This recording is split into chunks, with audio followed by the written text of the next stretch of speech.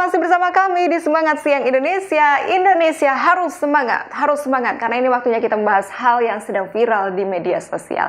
Kali ini kita membahas yang namanya bedah fakta ilmu bedah gitu ya. Kenapa harus ilmu bedah? Karena ini salah satu bidang yang banyak sekali hoax ya, informasi hoax mengenai hal ini walaupun tidak berkaitan langsung dengan COVID-19, tapi ini malah menjadi tambah sumber kepanikan gitu ya di era pandemi ini. Kita simak dulu informasi viral berikut ini ya pemirsa ya, sebelum kita lanjutkan talk show-nya. Ini ada viral video yang diklaim adalah butiran boba yang menyumbat usus. Kita lihat dulu. Sahabat semangat, sebuah broadcast tentang bahaya boba atau bulir tepung yang marak jadi pelengkap minuman viral di media sosial. Kali ini disebutkan terlalu banyak mengonsumsi boba menyebabkan usus tersumbat seperti dalam penggalan video pendek yang disertai pesan menakutkan. Dalam video ini, seorang dokter bedah memamerkan salah satu organ dalam mirip usus tetapi lebih mirip semacam kantong. Organ ini lalu dibedah dan terdapat butiran-butiran yang oleh beberapa orang diyakini sebagai boba. Mengutip dari liputan6.com, video tersebut bermula dari unggahan akun @justgeneralsurgeon yang memang diberi caption "Bag of Boba". Dilansir dari theasianparent.com, sebenarnya pemilik akun tersebut sudah membuat klarifikasi tentang videonya ini. Meski demikian, boba tetap berpotensi tersangkut dan mengganggu jalannya pernapasan. Jenis makanan manis ini juga sebaiknya dikunyah terlebih dahulu sebelum ditelan. Kita langsung tanya saja sama ahlinya ya. Masih terhubung bersama kami ada Dr. Silayan SPB, dokter bedah Rumah Sakit Andisa Cikarang. Dokter, apakah kita bahas dulu soal bobanya ya. Boba ini kan sedang marak sekali ya, semua jenis minuman, hampir semua jenis minuman di era kekinian ini sedang marak pakai boba gitu. Ini kan kalau kita lihat bahannya dari tapioka ya dokter.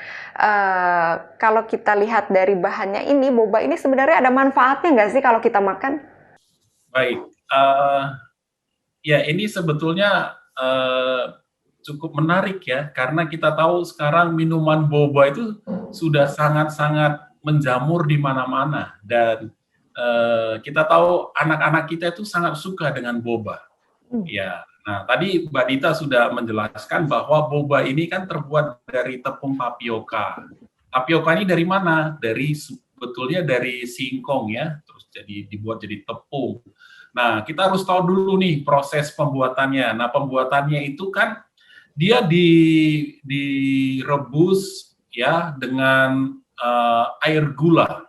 Nah, dengan air gula dan tentunya ini membuat satu rasa yang sangat manis sekali. Nah, tadi Mbak Dita sampaikan bermanfaat nggak sih buat kita? Sebetulnya kalau kita melihat dari kebutuhan kita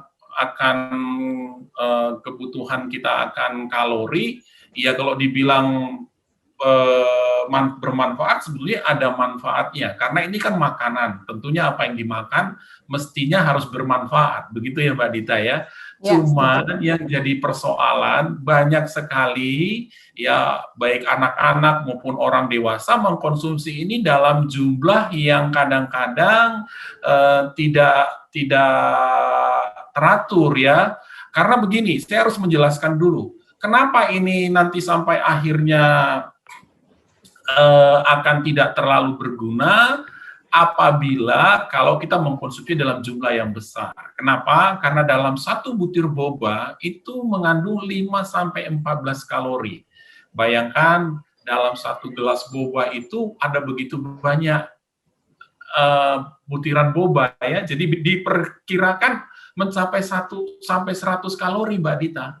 Ya, sebetulnya kalau kita menggunakan dalam jumlah katakanlah cukup dalam termin minum yang tidak terlalu sering, ya secara tubuh karena dia mengandung kalori, ya kita kan butuh kalori ya. Walaupun sebetulnya kita bisa dapatkan itu dari makanan yang lain.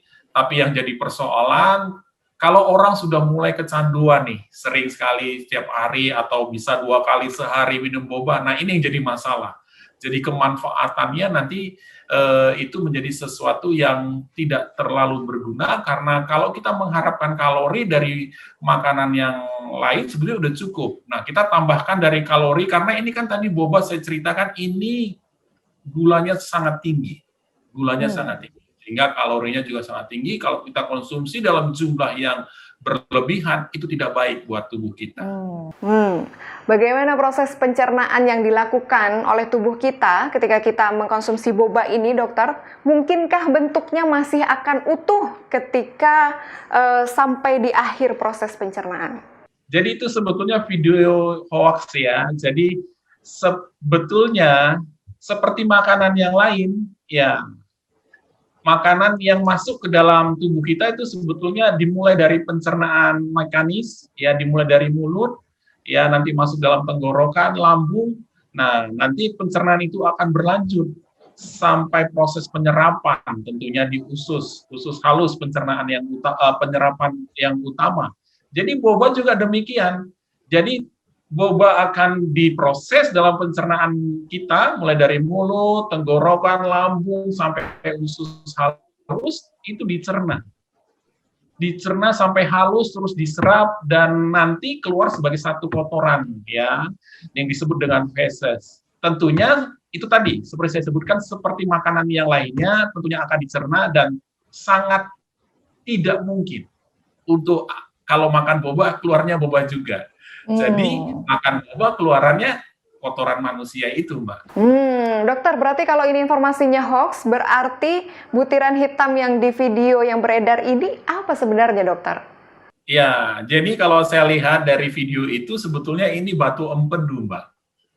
Ya, ini batu empedu, ya, yang diviralkan itu. Ya, kalau saya mendapat klarifikasi dari video itu, ternyata itu sebetulnya hasil dari operasi satu orang dokter bedah, ya, menunjukkan kalau itu adalah batu empedu dalam satu kantong. Jadi yang disampaikan di video itu adalah operasi usus buntu di mana isinya adalah boba. Itu salah. Yang benar adalah ini operasi usus buntu, ini operasi pengangkatan kandung empedu di mana isinya adalah batu empedu yang bentuknya itu mirip dengan boba. Pada kenyataannya itu bukan boba. Ternyata batu empedu. Jadi bagaimana batu empedu itu bisa terbentuk, dokter? Jadi gini, batu empedu itu sebetulnya kan timbunan kristal, ya, yang terbentuk dalam kandung empedu atau saluran empedu. Nah, penyebabnya itu terjadi karena kadar kolesterol lemak di dalam tubuh kita atau bilirubin di dalam tubuh kita itu berlebihan dalam saluran cerna. Sehingga fungsi cairan empedu kita itu terganggu. Nah, akibatnya karena kadar kolesterol, kita tahu kan cairan empedu itu kan 90-95% isinya adalah kolesterol. Sehingga kalau itu terlalu tinggi di dalam tubuh kita, kolesterol terlalu tinggi dalam tubuh kita, sangat mungkin membentuk kristal-kristal batu empedu tadi, Mbak. Gitu, Mbak Dita. Berarti ini tindakan apa, dokter, yang sedang dilakukan oleh dokter dalam video yang viral ini? Jadi, karena yang pasti pasien itu akan mengalami sesuatu lah, ya, ada keluhan-keluhan sehingga dokter bedah memutuskan untuk dilakukan tindakan operasi. Nah, kenapa kandung empedunya sekaligus untuk diangkat? Karena batu-batu empedu tadi itu ada dalam satu kantong tadi. Nah, sehingga untuk mengambil semua batu-batu yang tadi, diangkat juga kandung empedunya tadi, di mana batu empedu itu berada. Jadi memang tindakan itu adalah satu tindakan yang harus dilakukan untuk dalam rangka pengangkatan batu empedu tadi, Mbak Dita. Baik, kalau begitu apa yang bisa kita lakukan untuk mencegah penyakit batu empedu ini, dokter? Ya, baik. Karena saya sudah sebutkan tadi bahwa penyebab batu empedu tadi itu paling banyak karena kolesterol.